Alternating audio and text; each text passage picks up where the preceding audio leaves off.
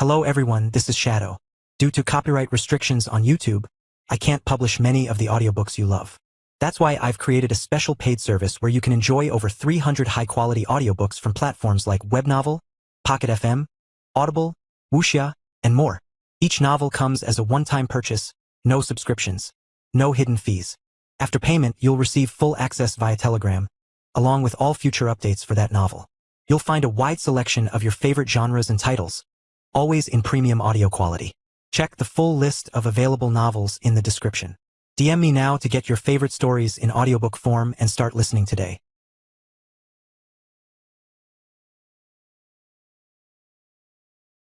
Chapter 996 Double Advancement. Chapter 996 Double Advancement. Michael felt his heart pumping with excitement and energy as it finally received new reinforcements. Right now, over 70% of his heart's surface was covered in a liquid metallic substance, the Godforge pieces. With 30% more, he'd finally reach the end of the body formation realm and finally get the chance to ascend to the next one. The drops shot towards his chest and fervent speeds. 5 kilos, 10 kilos, 15 kilos. More and more drops shot to his chest as it began to saturate with Godforge. But in the next instant, the ghastly horse diva appeared right in front of Michael. It rode straight on, intending to run over him like a raging bull, the bluish-green flame on its mane billowing with power. And just as its head was about to collide with Michael's body, the last drop finally merged into his heart. Suddenly, a huge influx of ability power exploded out of him, from the 7th stage all the way to the 9th stage of body formation. Such a drastic change created a much more potent and palpable pressure that rebuffed even the nascent spirit horse backwards a few feet. Its flaming hooves skidded into the ground and its fiery mane flickered as its natural defenses fought against the pressure of Michael's advancement. It looked on with wide eyes at this human boy. This power, despite only reaching the end stage of the body formation realm, was already showing the signs of a nascent spirit realm power. The ground underneath Michael's feet cracked as his ability power began to turn tangible. It was no longer just an invisible power that was influencing reality. It was now becoming reality itself, replacing it with something that fit more with Michael's very essence. This was something that only nascent spirit cultivators achieved. Yet, Michael was showing wisps of that power even though he had barely even reached the gates to the next realm. The fact that he had transcended 2 levels in an instant only added to this surge of ability power.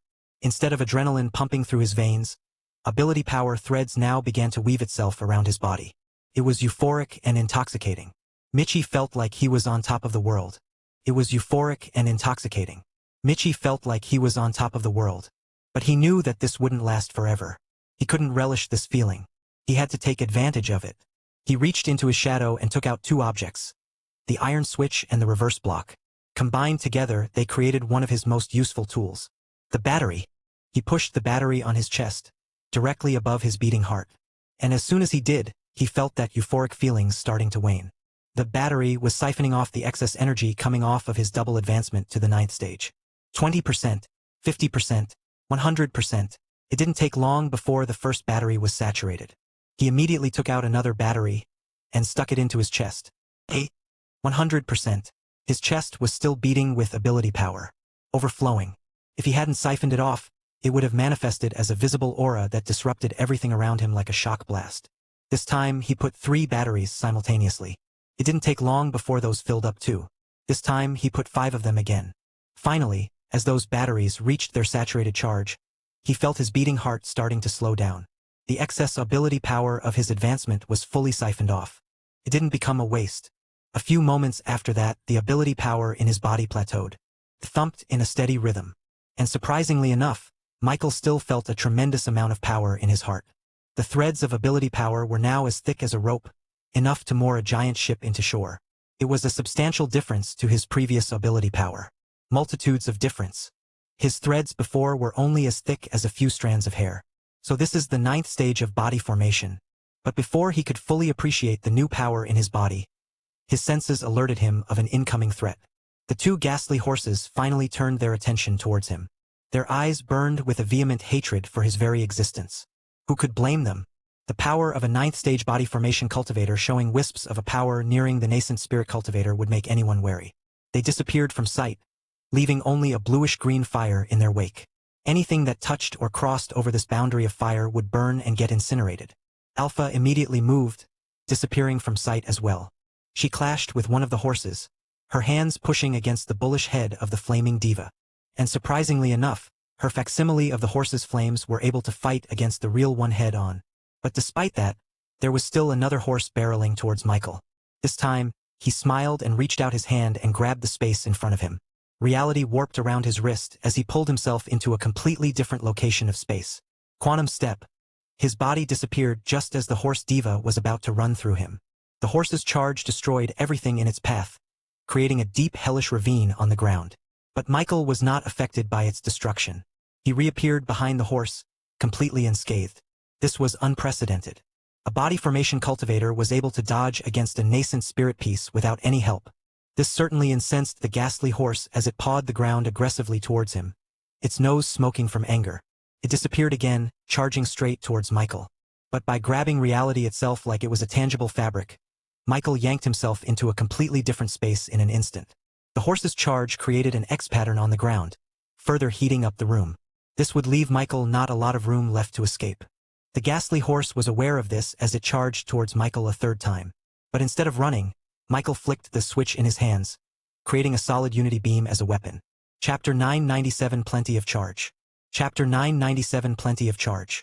Weapon in hand, Michael faced the charging horse head-on. A suicidal act on most cases, but not this time. With multiple charged batteries in his chest, he had a lot of ability power ready to be used. This included his most powerful technique, taught to him by Harbinger himself. Quantum Slash. He poured ability power onto his sword, reality starting to warp around its very edges. The increased gravity within these rifts in the fabric of reality created an incandescent glow around the Unity Saber, making it look otherworldly. It became a weapon worthy to slay celestial bodies in half. With this monstrous technique in hand, Michael swung his Unity Saber just as the ghastly horse charged towards him. The unstoppable force met the all-destroying object. A shockwave of ability power exploded out of the clash, sending everything flying outwards. Michael felt his grip on his unit saber shake. Even with his increased cultivation, his body still seemed ill-equipped to handle such a powerful technique, especially if he was fighting against a bullish nascent spirit diva head-on. But he persevered, his face twisting in pain and pure defiance. He pushed the Unity Saber against the ghastly horse's face. Its abhorrent face grimaced as it faced the space-tearing effects of the Quantum Slash. Its indomitable skin began to break. Ability power threads started to unravel from its forehead. Shock and pure disbelief flashed across the horse's face as it realized that it couldn't take the Unity Saber's force any more than this. It exhaled sharply, before it disengaged Michael and retreated to the far ends of the room. In an instant, Michael felt no resistance against his weapon. However, he couldn't stop his own momentum as the Unity Saber completed its swing, unleashing a space-tearing slash in front of him. It shot through the room, reaching the cobblestone wall. A huge dust of debris burst out of the wall as the Quantum Slash created an explosion that shook the very foundation of the stronghold itself. As the dust settled, rubble filled the room, some completely extinguishing the fire left behind by the horse's trails. A childish smile escaped from Michael's face. That felt very good. He looked at the ghastly horse diva in front of him, who looked the exact opposite of him at the moment. Its head was almost split open, its injuries fraying with ability power threads. Its countenance was a mixture of anger, shock, and fear. The human boy was proving to be a tremendously dangerous opponent. It was at this moment that the other ghastly horse diva broke off from its stalemate with Alpha. The destructive Quantum Slash completely changed the situation on the battlefield. The horse diva knew that their victory depended on the human boy's death. They skidded their hooves on the ground, ready to attack him from opposite sides. Now Michael could defend himself with his quantum techniques, but he knew he couldn't pull it off indefinitely. He didn't have enough batteries for that. Thankfully, he didn't have to. Charlie, do it. With his words, a new shadow emerged into the battlefield. Unbeknownst to the two horses, an insignificant Unity clone had snatched away the two corpses and ripped out the artifice from their chests. Charlie held a chunk of anthracite iceberg in his hands, and with one swift move he pushed it towards his chest, taking on the artifice. The horse divas watched as a new transformation took place within the Unity clone. Black tendrils emerged out of Charlie's chest as the artifice tried to corrupt its host. But in the next second, a prismatic light emanated out of the Unity clone, incinerating the lascivious black tendrils. They winced and retreated back into the artifice.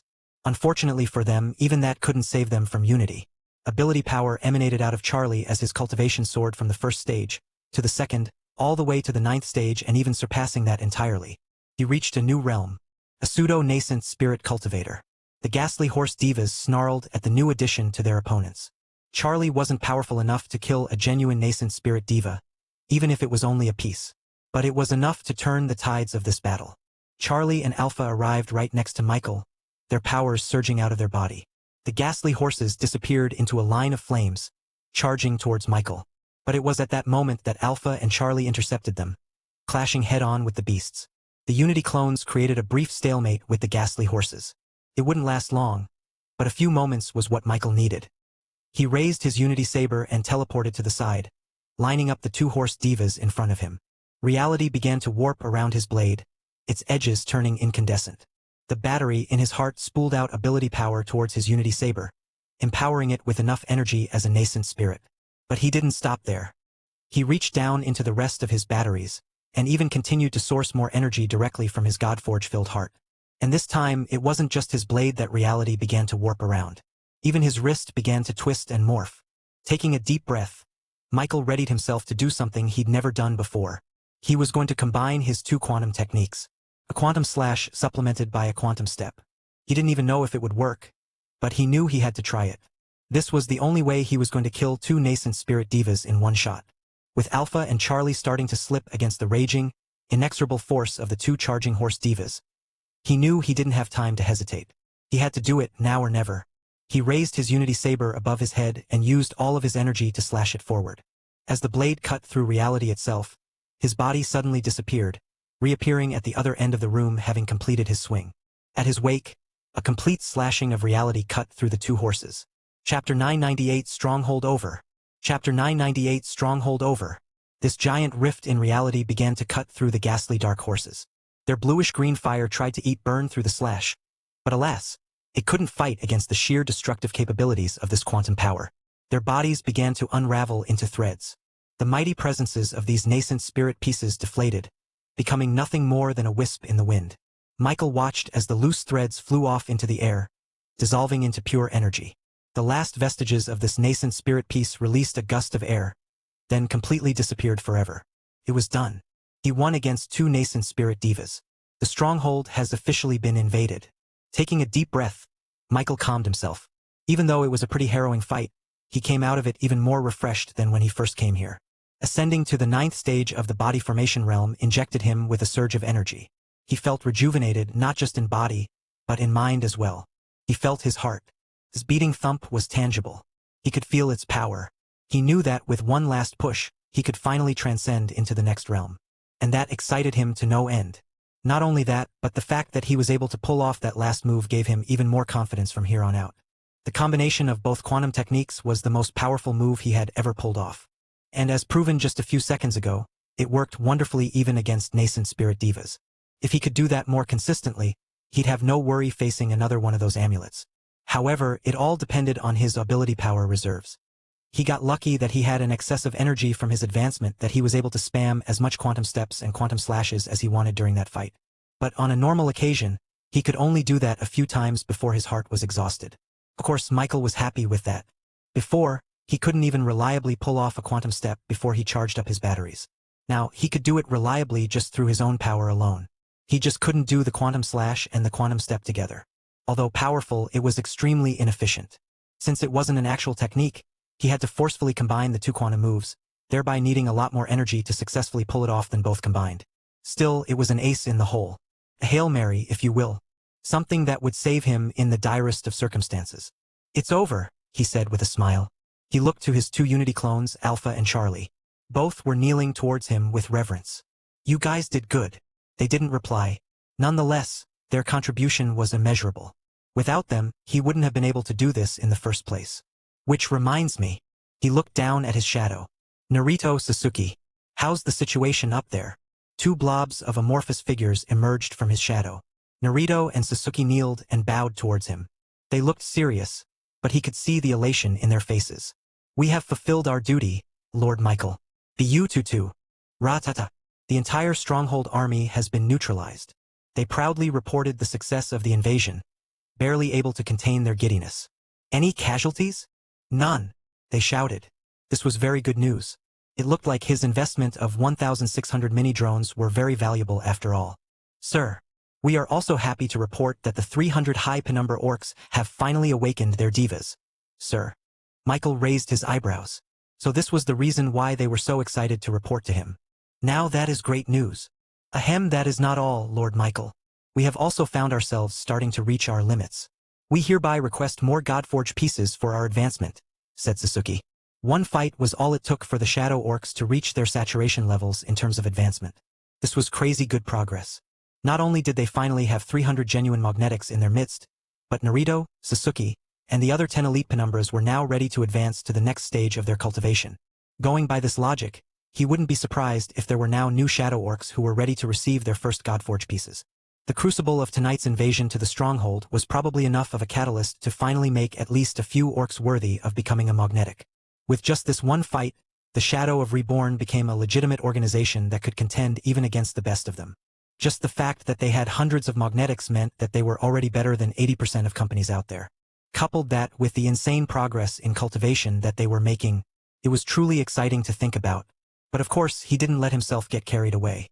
Invading the stronghold wasn't their only goal. They still had to retrieve the stolen key.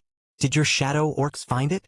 The two orc chieftains looked at each other, a silent understanding underneath their gaze. What's going on?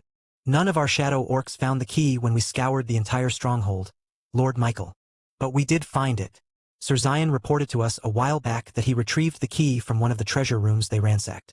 Michael smacked his own forehead. Jaku and his team didn't find it. Amisu and her team didn't find it. Of all people, it had to be that group. Ugh. Not only did I lose the bet, I'm pretty sure those two are up to no good. Meanwhile, in a secluded part of the stronghold, a group of ersatz soldiers sat on their knees with their hands up in surrender. In front of them were a motley crew of 3 distinct individuals. A red-scaled demi-human, a violet slime monster, and a man who they affectionately called Bravo. Chapter 999 Captive Soldiers? While everyone was experiencing a tough battle during the invasion, this peculiar group of 3 individuals were having a very casual time.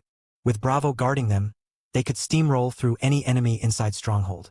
No one in the body formation realm stood against the Unity clone, which Zion and Fudge definitely took advantage of. Thanks to their luck, or Michael's misfortune, they stumbled upon the treasure room that actually contained the key. It was guarded by a few high-level ersatz soldiers. 3 in the 6th stage, 2 in the 7th stage, and 1 in the 8th stage. With such a tough group of opponents, this should have posed a pretty tough situation with the group. In no circumstances could Bravo lose against this group, but there was always a chance for Zion to become a casualty in the struggle. So, the safest option for them was to send out Bravo to kill every single one of the guards before the other 2 could enter the treasure room. But that's not what they did. Fudge, in his ever-so chaos-filled mind, found it a good idea to simply incapacitate these ersatz guards instead of killing them. With Bravo's insurmountable strength, he achieved that goal and defeated the guards without killing them, leading to the current situation they were now in. This was what Michael saw when he switched his perspective to the mini-drone following closely behind the motley group of 3. Fudge, Zion, and Bravo faced the ersatz soldiers who were holding up their arms in surrender. That mischievous little prick, Michael exasperatedly sighed. He immediately descended into his shadows and teleported himself in the treasure room before something happened. As soon as he ascended, he immediately faced the group with a disappointed face. Master! Bro Mike! He nudged his head to the elephant in the room. What's with them? He asked, tapping his foot on the ground. Master, they're Dash. Fudge, I don't want to hear your excuse. I told you to not risk Dash. But before he could even finish his sentence, he suddenly heard movement from the ersatz soldiers.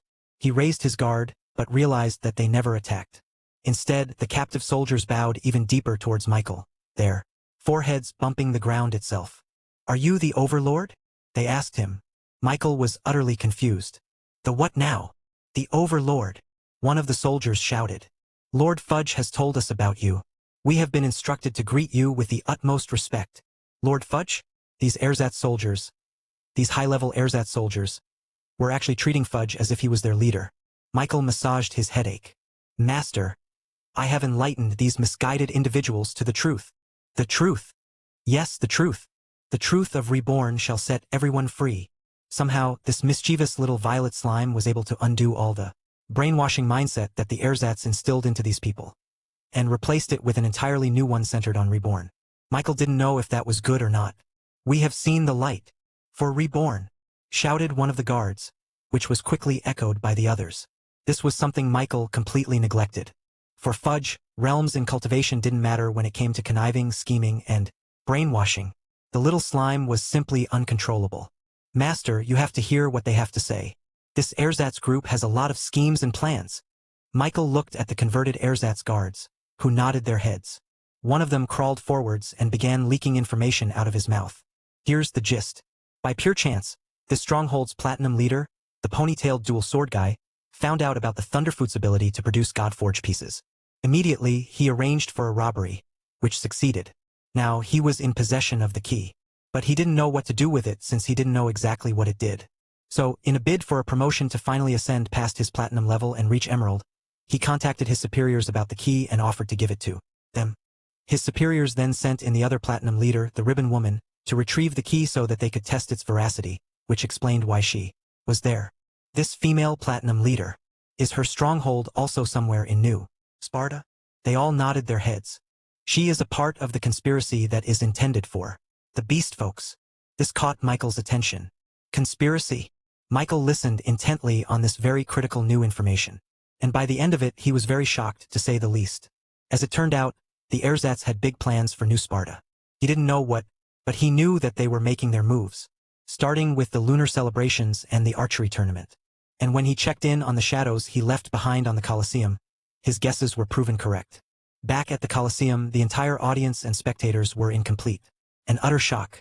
And for once, it wasn't because of Shiina and her impossible magnetism. It was because of the other semifinals game currently happening.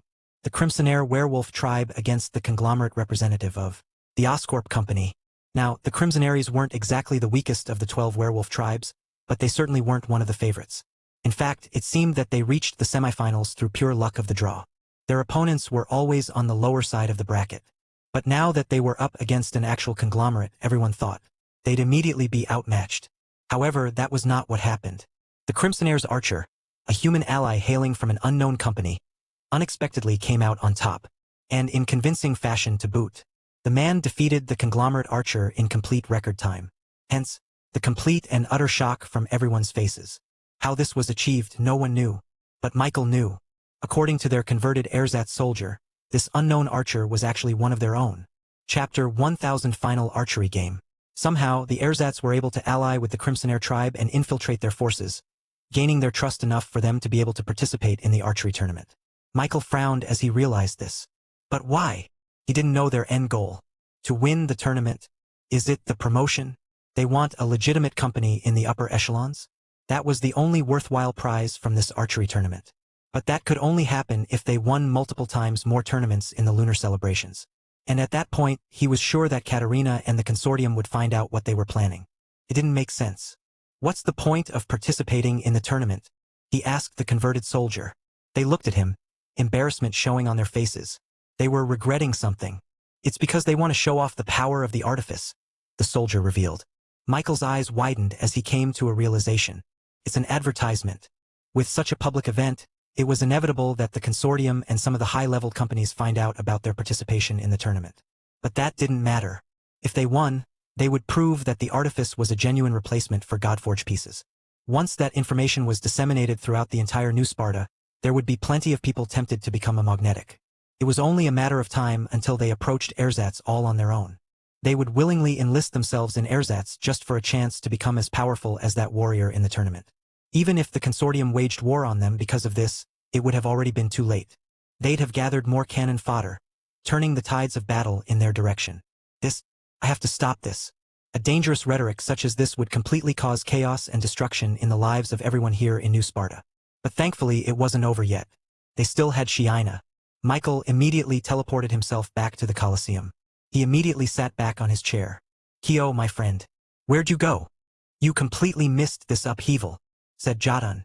Michael turned towards him and pushed something on his chest. Here, don't lose it again. Confused, Jadon looked at the item now in his hands. And as soon as he saw the ornate and ancient design on the metal key, his heart stopped. It took all of Jadon's self-restraint to simply not scream out that he had the key back in his hands. This heirloom was so important that his father never even let him touch it. And now it's back in his hands. Kyo casually returned it back to him like it was nothing. Jadon couldn't believe. How did you dash? But before he could even ask any more questions, Michael turned away from him. The stunned Jadun. What could be more important than this? Michael turned to Yuna. She gazed at him, noticing the slight differences in his countenance. What's wrong? He pointed back at the Colosseum arena where the Dark Horse Archer was making his triumphant return to his camp. Him. Then, he leaned into Yuna and whispered to her about what he found out. He didn't tell her the whole thing, only the bits that were important to what she was going to do. For example, their tactics in the upcoming Sanctum duel. And you know this how? She asked him. He stayed silent. Trust me on this, he said. Yuna pursed her lips, disappointed. Fine. But you better be ready with my vanilla ice cream this time. I've been waiting for far too long. Michael smiled with relief as Yuna jumped down into the arena. He felt really guilty that he hadn't given her that ice cream yet. But this time he won't delay it any longer. Once the semifinals was finished, it didn't take long before the last battle of the tournament started their preparations.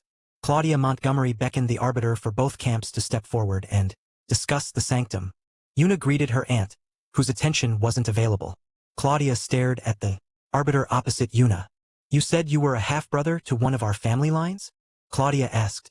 The male arbiter nodded, but offered no other explanation. Claudia's eyebrows raised, but didn't ask any more question.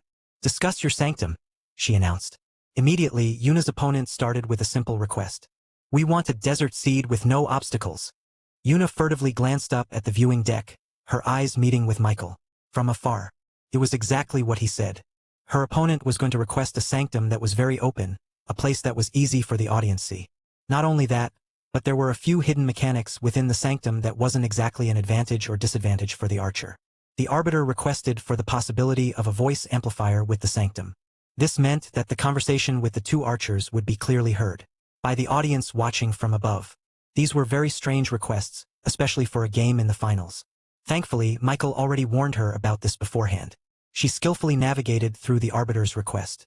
After all, if she vetoed one thing from their proposed sanctum, then this meant that they would be able to veto one of hers. Eventually, Yuna showed off her skills with perfect precision. Her opponent had no other choice but to concede to a compromise. The sanctum was still going to be a desert, but their voices weren't going to be projected during the fight. Only after. The winner had the chance to give their final remarks. She could have easily removed this aspect of the sanctum duel, but Michael asked her not to. He had something planned about that. And so, with the sanctum decided, both archers stood against each other as Claudia created the sanctum. Game start, she announced. Shina's opponent dove right in. Meanwhile, she gave a little curtsy towards Michael before diving down as well. Chapter 1001 Falling Behind. Chapter 1001 Falling Behind. In a secluded room on the Colosseum, three women stared down at the arena with a concerned look on their faces. Eldia took a deep breath before nodding her head, confirming the abhorrent suspicions everyone in the room had. He's one of them, the blind woman said. How dare they have the gall? Rivet snarked, her oil-ridden nose scrunching. They must know that a heavenly knight and a mystic master is always watching something of this much importance. For normal people and magnetics, an artifice was almost impossible to detect. But for these women here, their intuitions easily alerted them of a dirty presence in the arena. Their dealings with the ersatz trained them to be perceptive when seeing an aberration. And this human certainly couldn't have won against a conglomerate without that cold fake metal in his heart. I'll go over there and stop the fight right now, Rivet said, folding her sleeve. But the blind swordsman stopped her. Don't. It would only work in their favor. What? Duchess Regina crossed her arms on her chest. They know we're here. They just don't care. They know we'll lose more if knowledge about the artifice and ersatz becomes public knowledge. Eldia fixed the stained blindfold on her head. What about Zir? The Duchess shook her head. I don't think she can help with this. At least not yet. Then we'll just have to watch this farce with our hands tied behind our backs? Silence filled the room. Glancing at the arena down below, Duchess Regina leaned her head on her hands as she sat back casually on her seats. That's right. All we have to do now is trust. Rebornians have always proven themselves to be a group full of surprises. Shiina stepped into the sanctum, plummeting down into a desert area and sending chunks of sand cascading into the air. Shiina stepped into the sanctum, plummeting down into a desert area and sending chunks of sand cascading into the air. She looked at her opponent, an arrogant man who looked more than eager to fire the first shot on his bow. She saw him looking up at the clear blue sky, as if he was making sure that the audience was looking at him, and only him. Then he turned to look at her. Immediately, a boom of power caused his surrounding sand particles to scatter. The image of a monstrous abomination of a diva appeared above his head. Born in the style of a carbon pencil type sketch, a gigantic fly diva appeared in the battlefield. Its hands rubbed against each other as a normal housefly would. But somehow, this only made the diva look like it was planning something sinister. The most recognizable aspect of this artifice diva was its compound eyes.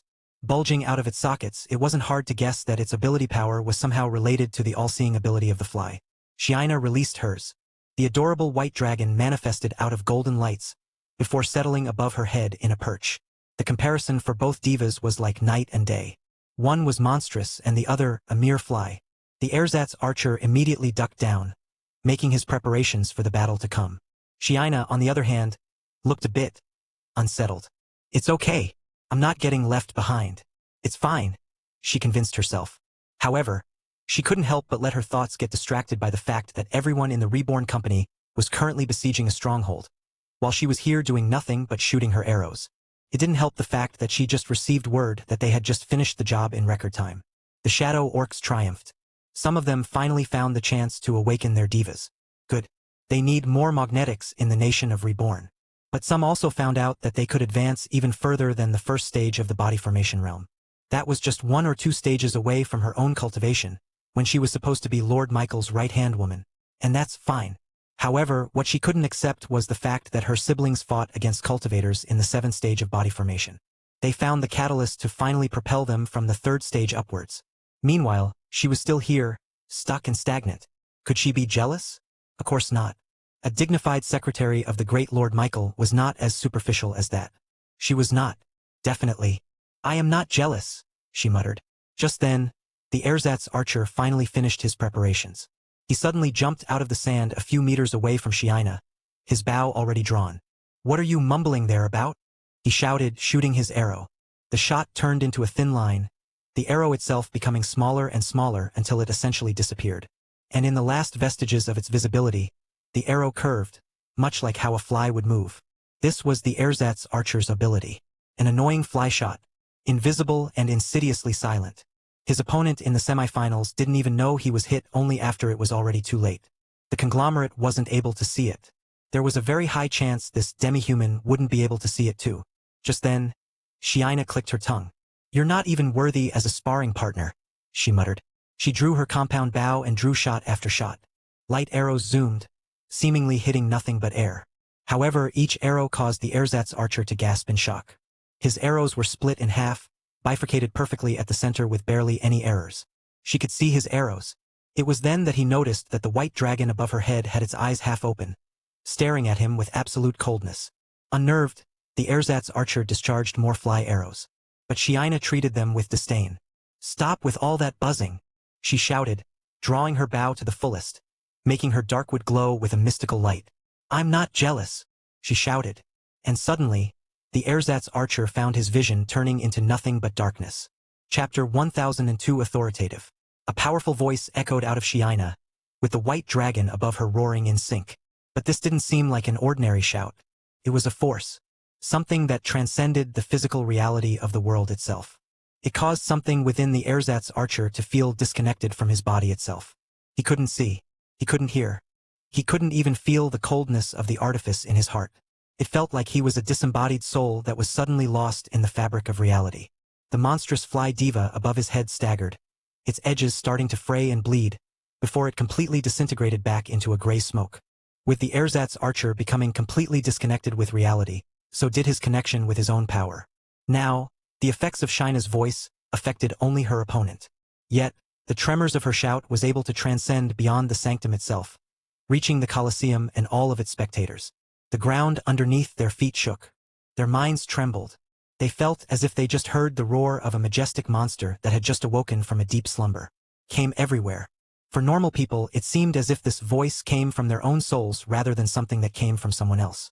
But those with a more sensitive connection to the world of ability power, those who had a high concentration of Godforged pieces into their hearts, for example, were able to pinpoint the direction of this voice. And it was none other than the demi-human below. The conglomerates stood up from their seats, their eyes filled with shock. They knew exactly what this was. Ensi, an ancient dash, ancient roar. Rivet shouted, the hair on the back of her neck standing in shock.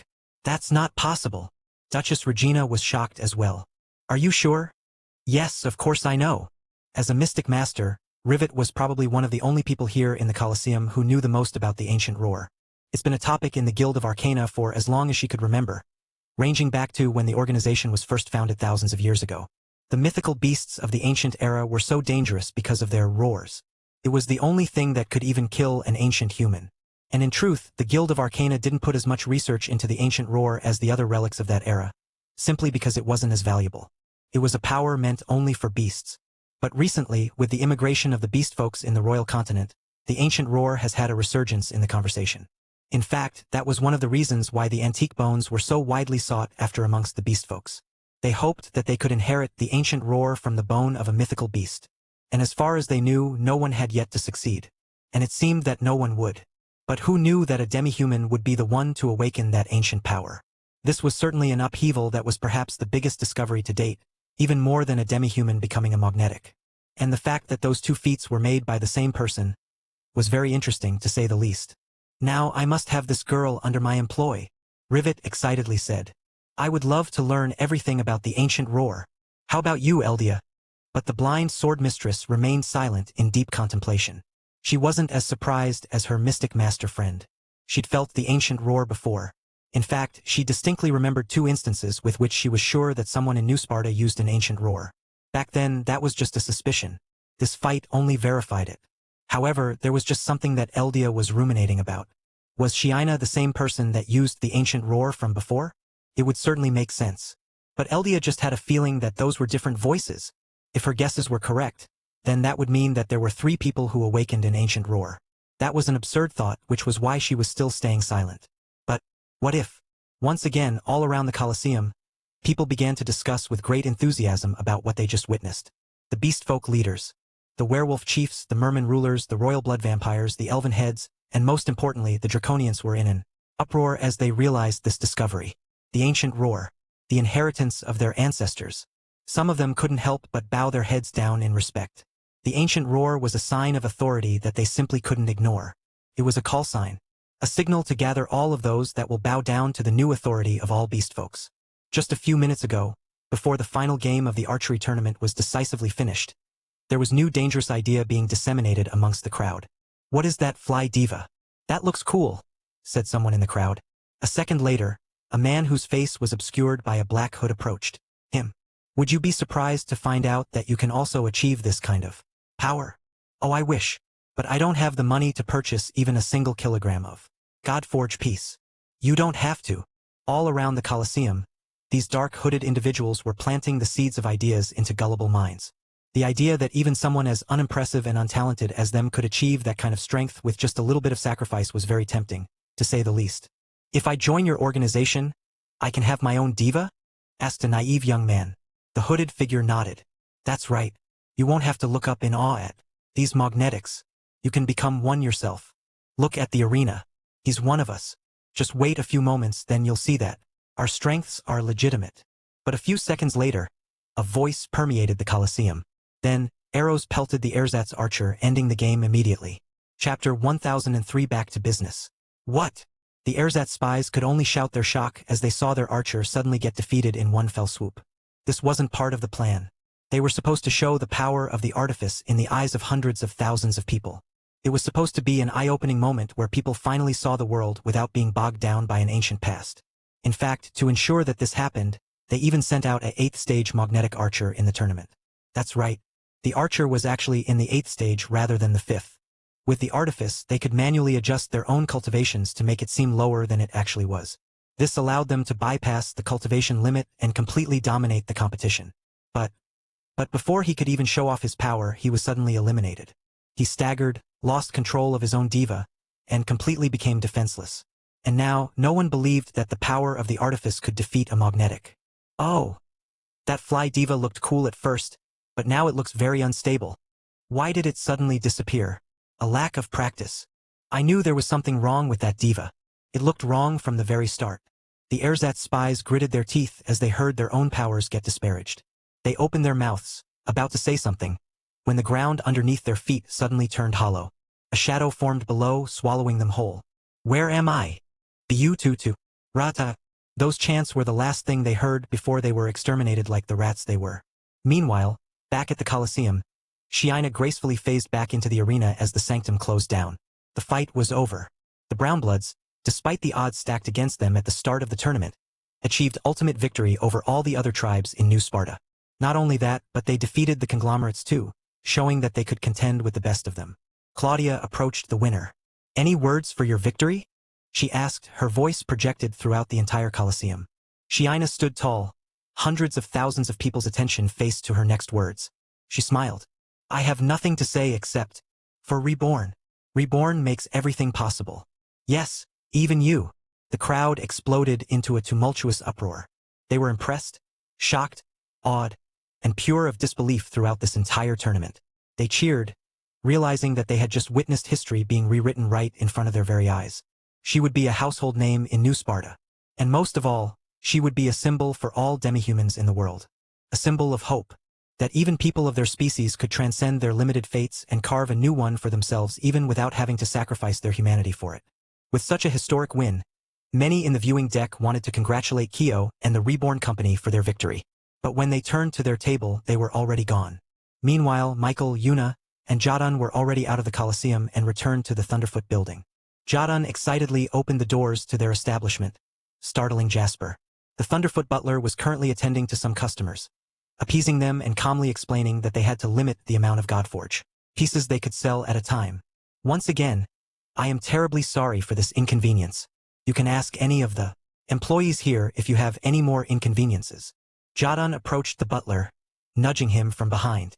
Jasper ignored him, keeping his attention to the complaining customer. "Please excuse me for a brief moment," he said, before turning to Jadon with a stern look on his face.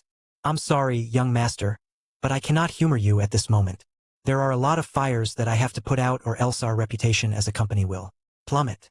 In response, Jadon widened his eyes conspicuously. "Shut up and come with us, young Master Dash." But before he could even say anything else, Jadon took his hands and secretly passed him a cold metal item. Jasper looked at his hands, seeing a simple, austere key now in his possession. It took him a good second before his eyes widened with recognition. "This Dash." Before Jasper could shout out his elation to everyone in the room, he was pulled inside the private area of their residential building. How did you get this back?" Jasper's hands were trembling as he held the lost Thunderfoot inheritance. This absence of this item almost caused all of his hair to fall off. It almost caused the downfall of their entire company. And with each day that they had no idea where or how to find the key, Jasper was slowly losing his hope. But somehow they found it. The young master got it back. "Let's put it back." Jasper immediately led the group back to the warehouse. The abandoned mineshaft looked the same as it was before, with a lot less mounds of soil than before. It seemed that the Godforge piece situation was a lot more dire than they were letting on. They probably only had a few thousand kilograms left to sell. Jasper made a few gestures, ability power threads spooling out of his chest and spiraling to the tall walls of the underground mineshaft well. The slabs shot out from the edges, with a red light emanating from the holes as the oil lamp appeared in front of them. The key jumped out of the butler's hands, reuniting back to the red oil lamp. It slotted itself back on the base, and suddenly, a large shockwave of pressure permeated the entire mineshaft. Chapter 1004 Key returned. Chapter 1004 Key returned. Michael watched as small threads of ability power spool out of the red lamp, twirling down towards the thousands of mounds on the ground. These small hills of soil contained cadavers, and inside them were small cores of Godforge pieces, barely even a few kilograms in total. But as the threads connected to these small hills, a new change began to galvanize into these Godforge pieces. They began to split. With Michael's drone vision, he was able to see everything in crystal clear clarity. The Godforge pieces trembled for a few seconds, before a supernatural force began to pull its two sides apart, like a live cell undergoing mitosis. He was watching Godforge pieces duplicate in real time. This was nothing less than a miracle. How is this even possible? ChatJK5? It looked like his personal AI assistant was quite flabbergasted as well, as she took close to a minute before she could muster out a reply. "Tell me, are these Godforge pieces really growing?" As far as I could tell, the simple answer is no. No? Then how are they duplicating themselves? ChatJK5 then changed the interface in Michael's vision, allowing him to focus on a single mound of Godforge pieces. Light flashed on the metal pulsating on the cadaver's heart, highlighting it, before ChatJK5 created a text box that displayed all the necessary information about its qualities. She showed the very molecular structure of the God Forge, the slight imperfections in the weaving of mana and ability power inside it. Michael saw the equivalent of a DNA for the God Forge pieces. It was undecipherable and abstract, like a painting made by a higher dimensional being whose understanding of the universe was 1,000,000 times more than what humans could potentially understand. But even if he couldn't understand it, he could still see if one was different from the other. And according to the visual depiction inside his eyes, the Godforge piece that grew from the split was not the same as the original. If it had undergone the process of mitosis like cells, it should have become a complete copy of the original, or at least have some semblance of similarity with it. But no, it was completely disparate, both in style and in essence. It would be like comparing an animal to a color. And when he looked at the other Godforge pieces, the results were the same. It truly did seem as if these new Godforge pieces didn't come from the original piece. It was not born out of thin air. Came from somewhere else. This hypothesis grew more weight as ChatJK5 found more time to analyze the whole situation. It is subtle, but I did see traces of a teleportation magic within the entire process. Teleportation? Yeah. That red lamp is reeking with teleportation ability power. With both Harbinger and ChatJK5 agreeing on the same thing, which was quite rare, Michael now had a guess on what was actually happening with the red lamp. He wasn't 100% sure, but he had a feeling that the red lamp only creates a nexus for other Godforge pieces to appear. They weren't growing Godforge pieces. They were finding them. The red lamps were teleporting pieces from somewhere in this world towards here, in this desolate mineshaft, using the planted pieces as a compass and a portal both. Of course, they couldn't be teleported away from a Godforge piece that was already inside a magnetic. If it was, then there would have already been many instances of angry magnetics complaining about losing their pieces spontaneously. Perhaps the red lamp was only taking in pieces that haven't been unearthed yet. Or it was also possible that it was taking pieces from an unknown dimension. The red lamp is complete, Jasper sighed, as if the weight of the world was taken off his shoulders. Young master, you have completely saved our family from ruin. Jasper shook his head. Don't thank me. Thank him. He's the one who retrieved the key. I didn't even know how he got it. They all looked at him, Jasper, Jadan and Yuna, as they waited for an explanation. Michael shrugged. Would you all believe me if I just found it after sieging a castle? Jasper shook his head. It doesn't matter, benefactor. The fact that you have returned the Thunderfoot inheritance is enough. You can keep your secrets to yourself. As expected of the butler, he knew just how to navigate a potentially delicate situation. Not everyone wanted to reveal their secrets. Benefactor, please. Tell me what we can provide you to show our gratitude. Jasper bowed deeply towards Michael, and Jadan awkwardly followed behind. Now, Michael would have sieged the stronghold even if he didn't get any reward from it. The ersatz was a plague that needed to be extinguished, after all. With that said, he'd be lying if he said he didn't need anything from the Thunderfoot clan. With the key returned to their hands, they would be able to continue growing their collection of Godforge pieces for him to buy and purchase. The Shadow Orcs were growing stronger, and he needed more kilograms if he wanted them to continue flourishing. Now that you mention it, I would need a few kilograms of Godforge pieces. Jasper nodded. Very well. With the authority given to me by the Thunderfoot Patriarch, I hereby reward you with 1,000 kilograms of Godforge pieces for your valiant efforts in returning our inheritance. 1,000 kilograms. Michael would have been satisfied with 100. They were essentially gifting him 10 million sand dollars worth of Godforge pieces. To say they were generous was an understatement. They were practically giving him a significant chunk of their reserves. For free. Even though Michael had the blood of a greedy businessman in his veins, he just couldn't accept that kind of gift without giving them something in return. Thanks. By the way, those cadavers that you use, I can change that. You don't have to limit yourselves with how much you can farm in a single time. Chapter 1005 An Alternative. Chapter 1005 An Alternative. What do you mean? I have a better alternative to using cadavers, Michael replied. After ChatJK5 analyzed the red lamp, he gained a much deeper understanding of the processes that take place in those soil mounds. The reason that they use cadavers as a fertilizer was because of a human's natural affinity to the 8 elements, as well as ability power. Somehow, the red lamp was able to tap into those factors, and use them as a way to teleport Godforge pieces into this specific mineshaft. But that could be changed. A simple shadow clone, made entirely out of mana, could easily replace the cadavers without problem. Plus, they wouldn't have to worry about it decaying because the shadow clone could easily gather mana out of the environment to keep itself pristine. Now, he would need to add a unity power source into the center of a collection of shadow clones to manage their needs of ability power, but that was still a much better alternative to finding cadavers every week. Can you really do that? Jasper asked. Michael raised his hand, a black magic circle manifesting in front of him. Black motes of light gathered around his palms. slowly forming a small cube the size of a melon. "May I?" he asks them. With a gesture, Jasper retrieved a small piece of Godforge from one of the soil mounds. And before he could even give it to Michael, the flaming drop of Godforge immediately shot towards Michael, sensing his natural magnetism. Michael quickly caught the drop with the black shadow cube, containing it inside. Then, he took out a Unity power source from his shadow inventory, placing it on the ground next to the black shadow cube. A few seconds later, everyone watched as the red lamp above their heads glimmered with luminance, its ability power thread spooling out and connecting to the black cube. It's working!" Jadon screamed in elation. Jasper couldn't believe his eyes. "Unbelievable! They've tried millions upon millions of alternatives, to no avail. They've spent ungodly amounts of money researching, trying, and failing to get a much more ethical way to reproduce Godforge pieces. But in the end, they always had to use cadavers.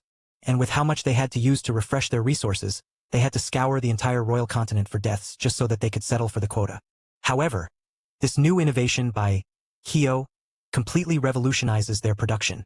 Not only was it more eco-friendly, but it was also extremely efficient. They don't have to waste space in the mineshaft with a massive burial ground for the cadavers. Instead, it was now replaced by a black cube that could fit squarely in the palm of someone's hand. "The Thunderfoot will forever be in your favor," Jasper said, once again bowing down to his knees. Michael awkwardly scratched his head. "There's no need for that. I'm just hoping for a good business relationship with the Thunderfoot clan. I'm sure that the Reborn company and your company can do wonders with a mutual working agreement." Of course. With the incredible growth of the Shadow Orcs, Michael realized more and more about his need for Godforge pieces. A few 100 kilograms wouldn't be enough. Not anymore. Especially if they wanted to beat the ersatz, who had thousands upon thousands of magnetics under their disposal. Despite their best efforts, there would still be some people who were enticed by the sight of the ersatz archer winning against the conglomerate archer. With each second, their numbers would be growing and growing. And without the Thunderfoot's red lamp, the side of good wouldn't be able to prevail against the looming darkness. That's why it was imperative for him to get close to the Thunderfoot clan. He needed them just like how he needed Sudrops. Thankfully, he also had something they wanted. Of course, he wasn't going to give the Black Shadow Cube to them for free. The Unity power source was also very expensive, as he could have used it to create a phone. Yes, a mutual agreement is only natural," Jasper nodded. "What do you have in mind?" Michael smiled. "Well, have you heard about a discount?" In the end, thanks to his friendship with Jadon, Michael was assured a good 20% discount on their Godforge pieces, which was very helpful. In return, he promised them a good deal on the Shadow Cadaver Cubes as well as the Unity power sources. All in all, it was a beneficial deal for both parties. After dealing with the Thunderfoots, Michael returned to the nation of Reborn. With him was Yuna, who quickly turned towards him as they both ascended from his shadow. Then, she raised her hand, a rapier suddenly manifesting in her hands. She flourished her weapon, pointing it at Michael. "What are you doing?" he asked her. Immediately, she thrusted her rapier at him, making him flinch back, but he realized that the weapon was still chasing after him. Out of pure instinct, his wrist started to bend reality, warping the fabric of space-time as he pushed himself forward. He escaped out of Yuna's attack, his eyes widening with surprise. If it weren't for his quantum step, he would have been hit by her attack. She smiled at him, flourishing her rapier like a dignified knight. This was perhaps the first time Michael truly saw this side of Yuna. He knew she was a generational talent that could have become a heavenly knight if she wanted to, but this was the first time he actually realized it. Sure, if Michael expected her to attack, he wouldn't have had to use his quantum step, but the fact that her weapon mastery was enough to contend against his base reaction speed was already an impressive feat. But that still didn't explain that incredibly fast thrust. It exceeded reality, much like how ability powers functioned. Yet, she wasn't using a diva at all. "You've been underestimating me, thinking that I can't handle myself. But there's a reason why Montgomerys are respected all around. We operate on a different reality altogether." Chapter 1006 Yuna's Strength. Chapter 1006 Yuna's Strength. Michael stared in wonder at Yuna, seeing her in a completely new light. What was that? A triumphant smile flashed on her face. "That's the unique power of a Montgomery." She raised her hand, letting power slowly simmer around the top of her palms. Michael saw ability power threads spooling out of nowhere, slowly creating a new fabric that began to replace reality itself. In the end, a tiny sliver of an entirely different dimension appeared on top of her palms. His eyes widened. That was a sanctum. That tiny fabric of reality, that tiny slice above her palms, was the same as the sanctum realm that he saw Claudia create back in the arena. It was only a small wedge, an infinitely small shaving of a featureless sanctum. But it was still a sanctum nonetheless. A genuinely different dimension. We Montgomerys do not follow the normal power system of magnetics, Una explained as she played around with the slice of sanctum in her hands. It moved around her skin, like a sentient, playful liquid. Our unique position and inheritance forbade our lineage from deriving our power from God-forged pieces. Because of that, we do not cultivate divas like magnetics do. This limits our power to one ability: creating sanctums. As you know, these sanctums are worlds that are completely customizable to our desires. Some may see it as a purely support type of power, not intended for offense. But due to the innate competitive nature of the world, we had to innovate and think of a solution to our lack of firepower. And what my ancestors came up with is this. Una coated her entire arm with a fabric of sanctum, completely isolating this part of her body into a different dimension. Then, she thrust her hand forwards, a non-existent rapier in her hands. Her arm disappeared into a blur, completely escaping out of Michael's perception. This was how she was able to almost reach him, forcing him to use his quantum step. If I create a sanctum whose laws of physics are non-existent and coated it around my hand, then any attack I make will also ignore the laws of physics. For normal magnetics, they used their ability power threads to change the fabric of reality that corresponds to their essence. Montgomerys couldn't do that. So, they used their sanctum instead to replace their reality. And in Una's case, she used her sanctum to increase her physical capabilities to the same level as a magnetic. As far as Michael could see, her physical capabilities were the same as a 9th stage magnetic. She was far stronger than the platinums he'd faced before. "How did you become this strong?" he asked her. She put her hands on her waist. The stronger the sanctum, the stronger the Montgomery. And in order to create a better sanctum, we need a lot of knowledge about the world. When I left for my family estate, I continued my studies and became better at creating a sanctum. This has allowed me to reach a peak. Just a little bit more, and I can transcend to the same level as nascent spirit cultivators. So if you're worried about my safety, then you're worrying about the wrong thing. There is no one that can match me in sanctum and in the way of the rapier, Una said, exuding a sense of unadulterated confidence. She was right. In terms of cultivation, Michael and Una were probably at the same level with just a tiny bit of difference. In terms of pure firepower, Michael was ahead of her and everyone else. All of his current avenues for power, like his unity, his drones, and his clones, made him practically invincible against anyone in the body formation realm. However, in terms of skill, Una was above and beyond ahead of him. She had actually trained in the way of the rapier. She knew how to effectively leverage her sanctum-enhanced physical prowess to turn her weapon into something that could threaten even Michael. Michael was like a TNT explosion, powerful and all-encompassing, allowing him to destroy everything in his path. Meanwhile, Una was like a gunshot, weaker, but extremely focused, piercing through any of her obstacles with a single thrust. This allowed her to achieve the same result as Michael despite her power being lesser than him. This was the skill difference between them. And after experiencing it firsthand, Michael now realized how much he was wasting his own power.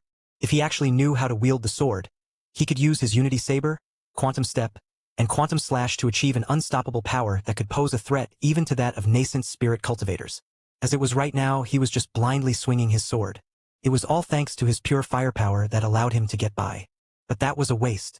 Una showed him the true potential of physical skills. Do you get it now? Whatever it is you are worrying about, you can tell me. We can work on it together, Una pleaded. He turned to her, sighing. You're right. I'm sorry. Her unique disposition as a Montgomery could prove useful in their fight against ersatz.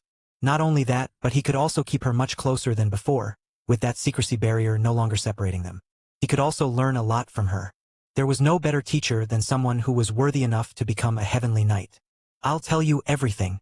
He began to spill everything about the ersatz to Una, including the stronghold fight and everything else. But by the end of it, she didn't seem surprised as she should have. As for my training as an arbiter, I've been taught a lot about the world. The history, the politics, everything else. But I've always felt that my teachers weren't telling me everything. There's this gap in knowledge that they refused to tell me, saying that it was a problem that was not her responsibility to solve. Now I understand. It's the ersatz.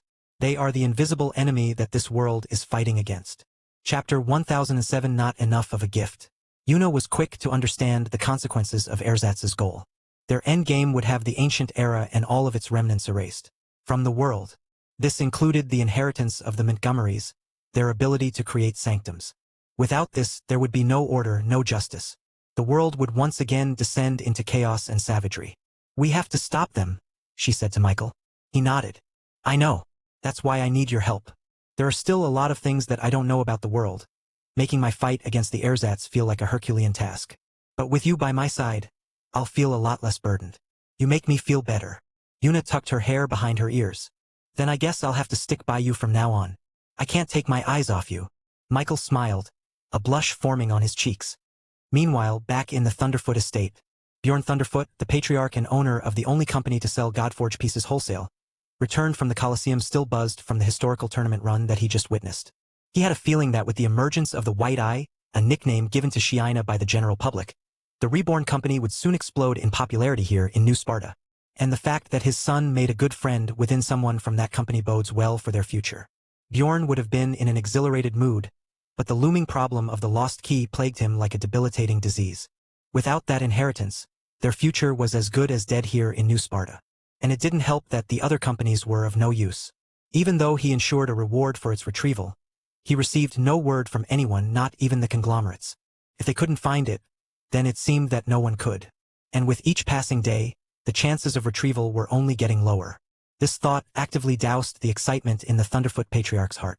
He sat on his desk and picked up the sales book for today, trepidation in his heart as he remembered how low their Godforge supplies were getting. At this rate, they wouldn't even last half a year. He mindlessly parsed through the numbers, until a staggering amount of Godforge pieces attracted his attention. His eyes widened, veins bulging in his forehead. "Jasper!" he shouted. A few seconds later, the Thunderfoot butler entered into his office with a dignified look. "Can you please explain to me why we lost so many Godforge pieces today? Not just 100 kilograms. Not 2. Not even 3. But 1,000. Jasper lightly coughed. "As you told me, Patriarch, I used it as a way to get in the good graces of Jotun's friend." Bjorn did tell Jasper to be in the good graces of Kyo, especially now that the Reborn company became a lot more valuable thanks to their standout archer, Shiina. But gifting 1,000 kilograms? That was way too much. Even gods wouldn't be that lavish. "I thought you knew better than this, Jasper. Don't you know that I'm already losing my mind over the fact that we won't last another year because of our lost key? Our Godforge pieces are becoming too low dash. Ahem. It's no longer lost, Patriarch. Don't interrupt me while I'm teaching you a lesson. This is why you don't know." "You said what now?" Jasper nodded. "The key was retrieved earlier this morning." Bjorn's eyes widened as Jasper took out something from his pockets. Retrieving. A familiar, unassuming metal key. That was their lost inheritance. "What?" The Thunderfoot patriarch took the key from Jasper's hands, inspecting it with a lot of scrutiny, and with just one touch, he knew that it was genuine. It was the real thing. "How?" Jasper bowed.